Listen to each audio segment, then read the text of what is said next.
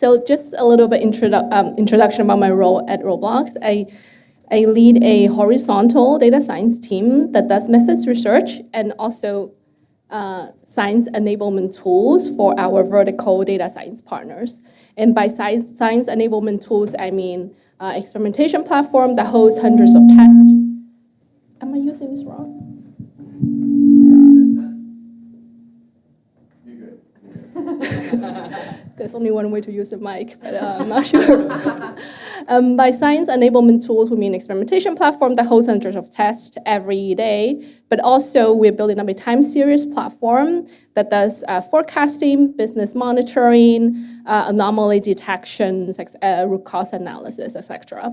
So today I'm going to talk about some of the challenges that come up when we're trying to zoom out from one particular team's experimentation program, and when we try to talk about impact of product innovations across teams, and how do you bring that now into what do these impact contribute to the product growth? So almost like an interface of the two types of tools that we are building. So for those of you who don't know, if you have kids, you're probably already familiar with Roblox. You've probably been asked gifts in form of Roblox gift cards. But so basically Roblox is a user-generated content experience platform. So anyone can come and build experiences.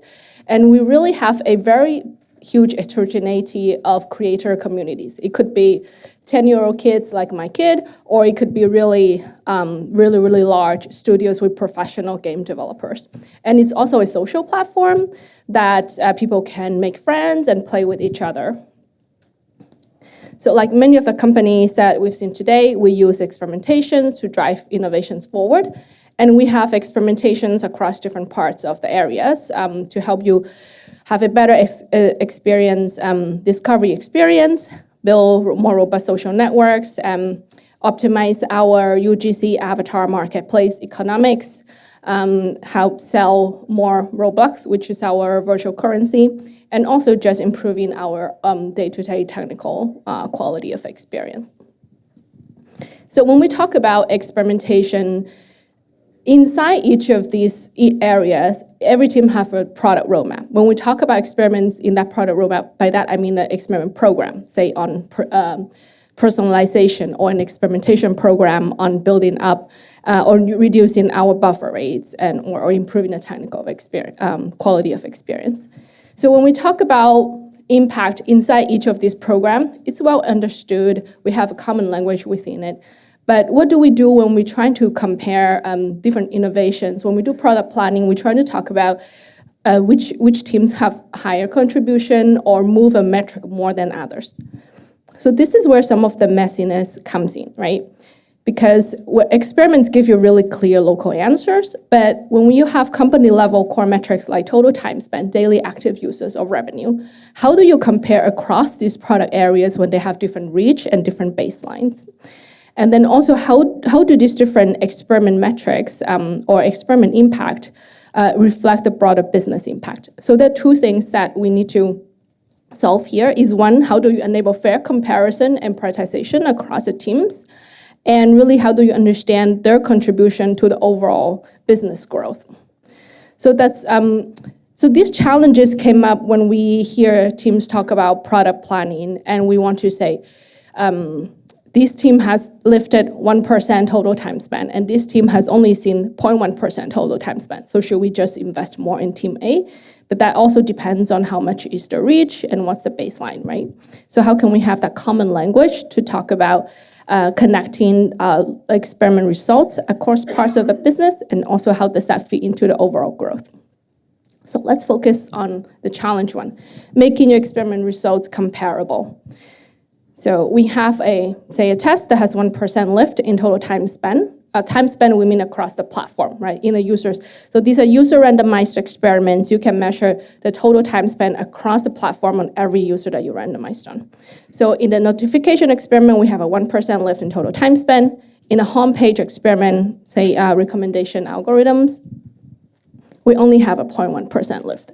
Should we then just stop doing homepage experiments and focus on sending out lots of notifications? Well, when you just hear teams talk about what to prioritize next week, right, then people start using really qualitative context to say, well, some area have higher reach, this one has a more niche surface, or one has a high versus low baseline, and one is easier to move than others in terms of how effective they are as a lever on the total time spent. So how do we make these comparisons more apple to apple?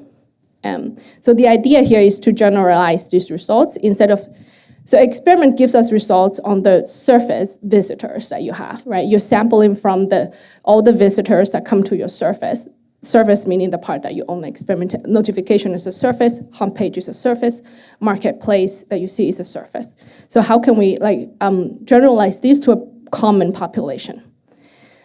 So in the spirit of Hadley's talk earlier, I asked GPT to make an illustration of this, but it was very weird. So I'm trying to say that we have a site-wide population of all the visitors that come to Roblox.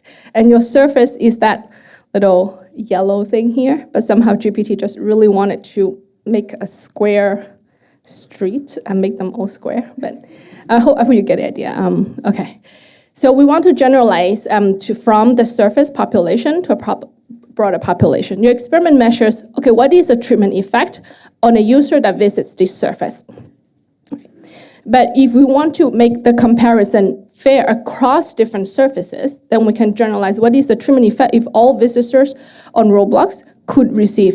So this is going to be a combination of the reach of your surface and the characteristic of this surface, of the users that come here, so that how much does this surface contribute to the metric site-wide.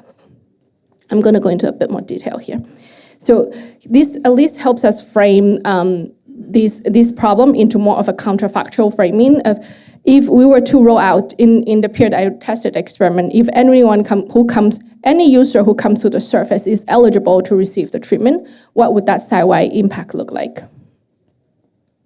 Okay, so let's think about this a little bit. So the site-wide relative lift is a relative lift. So in my denominator is if we sum over all the users across the Roblox site, what is the metric of each of these users and their control experience? So they may not all come. If they do come, they will have they will receive the control experience, and we have some measure on that. So this is a counterfactual quantity. The numerator is the difference. So on this same set of users, this numerator just means the difference in the metric if they receive treatment versus receiving a control. So far I have not defined anything that's too foreign, right? So this is just the relative lift, but based on the site-wide population. Does that make sense so far? Yeah? Okay. So after some writing, you can actually rewrite this into the product of your experiment's lift. So that's the relative lift of your product times what is this, a scaling factor. So this is where, when I talked earlier about the reach of your surface and its contribution to the metric comes in.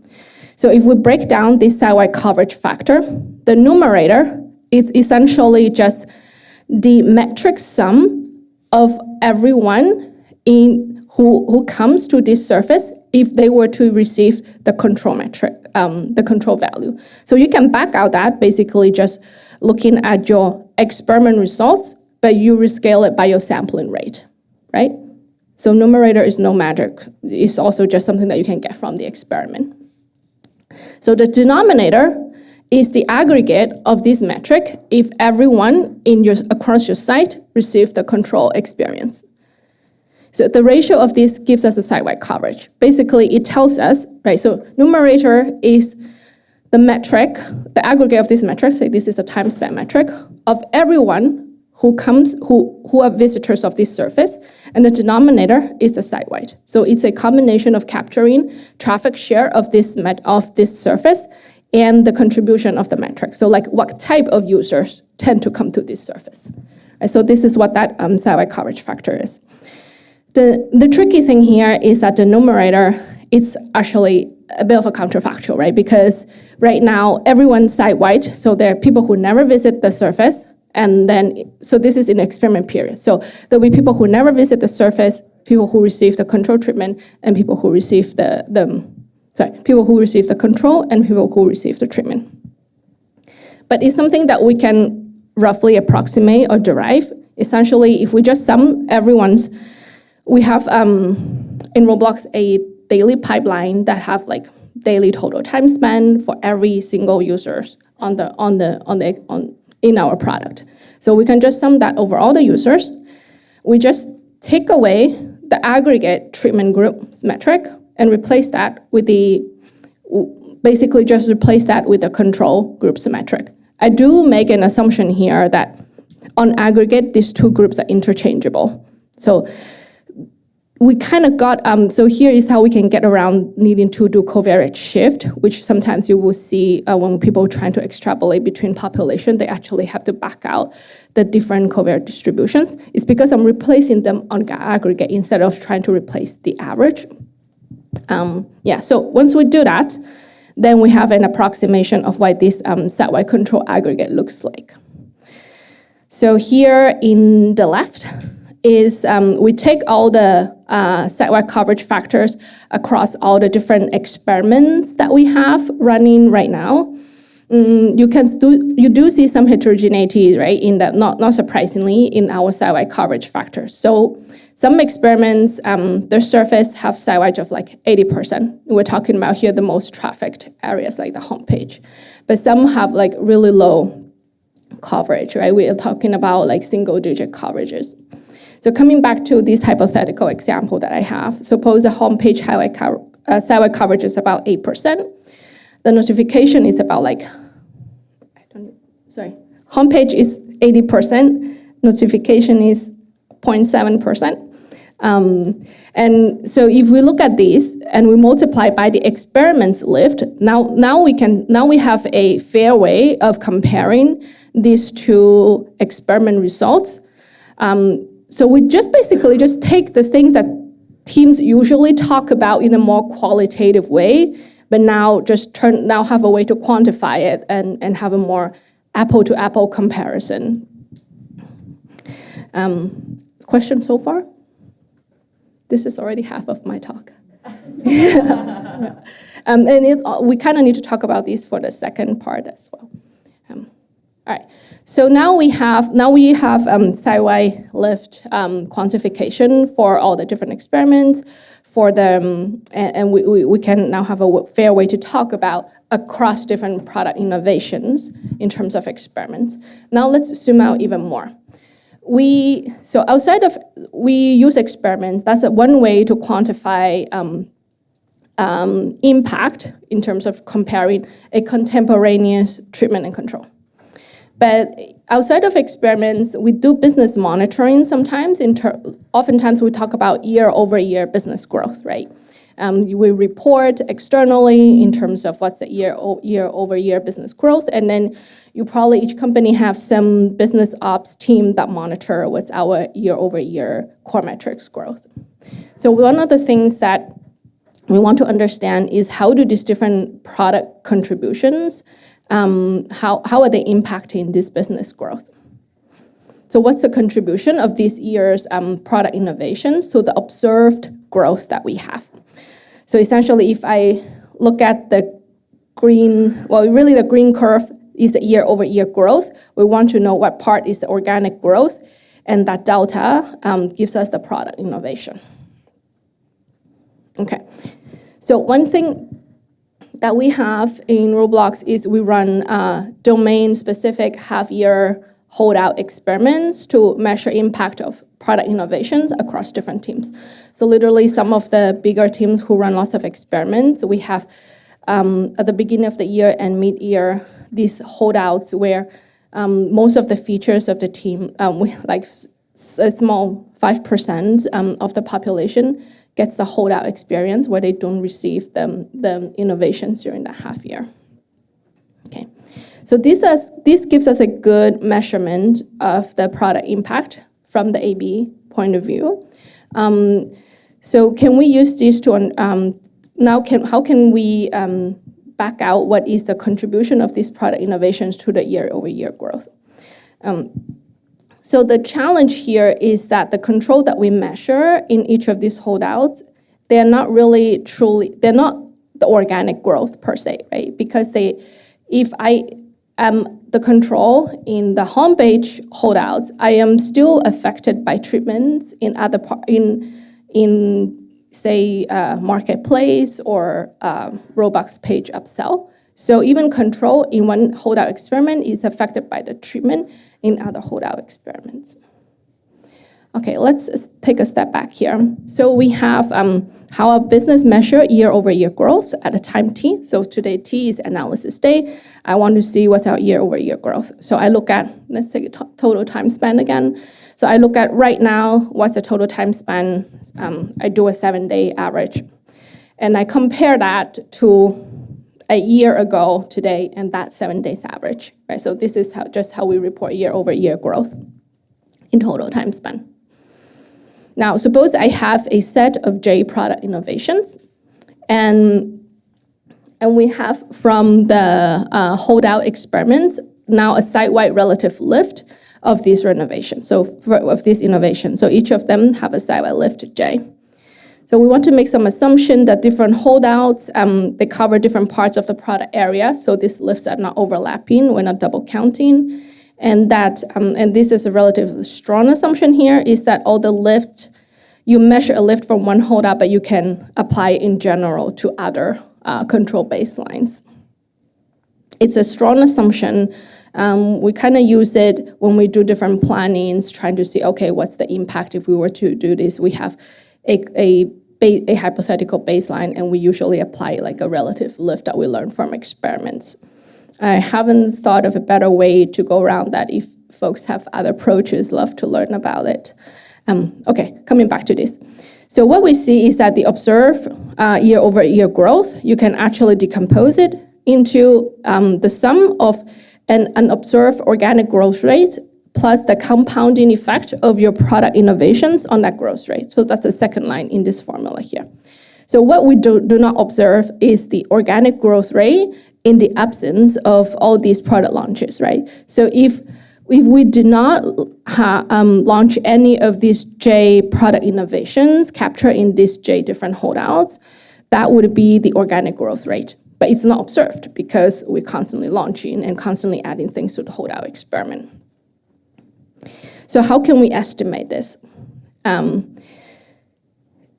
So this organic growth rate, it's so if we come back to that year-over-year definition, so it's the ratio of the metric that we would have observed, that counterfactual metric, in the absence of all the product innovations that we would measure at current time t, and that with respect to the same organic last year.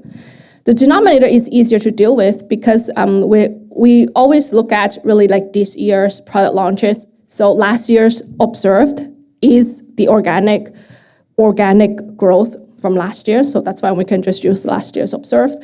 So the crux is in estimating the top, which is you have what is the aggregate metric last 7-day average that we would measure at time t if we did not launch any of these innovations that we launched. So it's a counterfactual. So the way how we are estimating these and we're approximating it is that, okay, we have these holdout experiments. Each of them have a control. And this so this control doesn't have the innovations that we're measuring in this experiment J, but it's affected by treatment from other controls, right? That's what we just talked about. So it's not a pure organic control that we want. So how can we back out? How can we estimate from it? Basically, we look at all the treatment launched from that measure in other holdouts that could be affecting this control. Because we know they're site-wide, we just peel away those. So that's the assumption of not overlapping comes in. So you can peel away those. By peel away, I mean if you look at the numerator here, this site-wide control that we wish we have is really a product of the organic control that we're trying to estimate times the product of all these 1+ lift, right? Because that's how we measure the things that we're trying to lift is the baseline times 1 plus the lift. So by peeling it away, we just reverse that process. You just solve for the organic control there. And then we just take an average weighted by just proportion, just normalized based on the size of the surface visitors. So holdouts who have more traffic, then the control that they capture more likely to reflect the general population. So we weighted by that. Okay, so far, everything I talked about, this is just math. The proof is in the pudding, so let's see how that works out. All right, so I took, in this case, 2 experiments as examples. If I just take so we do have some kind of way to benchmark, right? Because if we come back here, we claimed that if, can you guys see my mouse? Yes. I'm pointing, okay. So the first line here, we are claiming that the organic observed growth is some kind of a function here. And the observed growth is some kind of function of the organic and the lift. The lifts we have, the organic is the thing that we're trying to estimate, and we're not sure how we're doing. But we do actually know what's the year-over-year observed growth. So all I have to do is just to see how well this formula gives me an approximation of the actual observed growth. Does that make sense? Okay. So that's what we have here. If I just take one experiment and use their holdout, it's actually gives me a pretty far. We are about either, I think the actual number is like 12% underestimating or almost 15% overestimating what that actual growth is. But if I take the 2 weighted average of those, it gets us closer, but it's really not there yet. So this tells us that there are some of the assumptions that we're making and potentially how our holdout control approximation is not yet perfect. But at least potentially even just use the internal internal consistency, we can just say how much is the holdout, how much is the organic portion of the contribution and the lift contribution to this estimated growth, observed growth. So that we can do. But what we need to continue to improve is really getting this closer to the actual observed growth. Okay, so this is all I have today. Some of the takeaways is today focused on operationalizing insights that we get from different experiment programs. One is how do we make them comparable across domains? This conversation comes a lot in product plannings, in prioritizations. And the other one is how do we use really the same framework of talking about metrics across different views of the business. Oftentimes experimentation talk about one view of the business, and then biz ops talks about another view, which is year-over-year growth. So how can we have a common language across the two? And there's still lots more work in terms of operationalizing these insights that keeps us up at night. One of them is long-term impact. We run experiments maybe 2-4 weeks. We are lucky if we can get like a 4-week or 2 months experiment. But a lot of times teams want to know about the long-term impact. That's especially the case when we need to make trade-off decisions. We have 4 company, what we call guardrail metrics that every experiment, user level experiment needs to measure, and that's bookings, which is like revenue, total time spent, daily active users, and crash rates. Crash rate is less of an issue, but sometimes there could be trade-offs between total time spent, which is like your engagement intensity, versus daily active users, which is your frequency, or it could be a trade-off between engagement and monetization. So when you see these kind of trade-offs, how do you make decisions that optimizes for the long term? If you only run your experiments for 2 weeks, how do you estimate the long term? Surrogacy assumptions, we've checked for sure it's validated in our case in many of our product experimentations. So we are still working on how do we really make good trade-off decisions here. Well, thank you for your time. And this is really, everything I talked about today is work of our team. Happy to take any questions.